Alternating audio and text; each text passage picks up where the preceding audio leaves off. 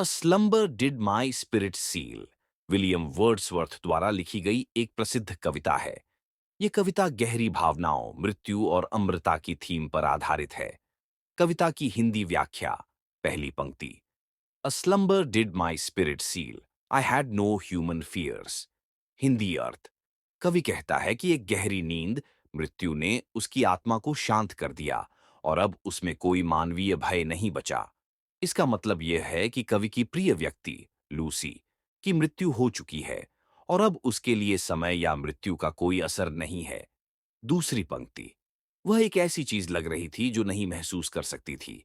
पृथ्वी के सालों की छुआछूत के प्रभाव से मुक्त हो चुकी है। अब वह इस दुनिया में नहीं है, इसलिए उम्र या परिवर्तन का उस पर कोई असर नहीं होगा। तीन। तीसरी और चौथी पंक्ति। No motion has she now, no force, she neither hears nor sees. Hindi अर्थ। अब उसमें कोई हलचल या शक्ति नहीं बची। वह न कुछ सुन सकती है, न देख सकती है। मृत्यु के बाद वह दुनिया की सभी गतिविधियों से पूरी तरह अलग हो गई है। चार आखिरी पंक्तियां।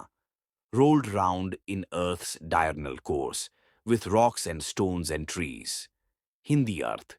अब वह धरती के चक्र में शामिल हो गई है, जैसे कि पत्थर, चट्टानें और पेड़। इसका अर्थ यह है कि वह प्रकृति का एक हिस्सा बन चुकी है और अमृता को प्राप्त कर चुकी है। कविता का संदेश। थीम।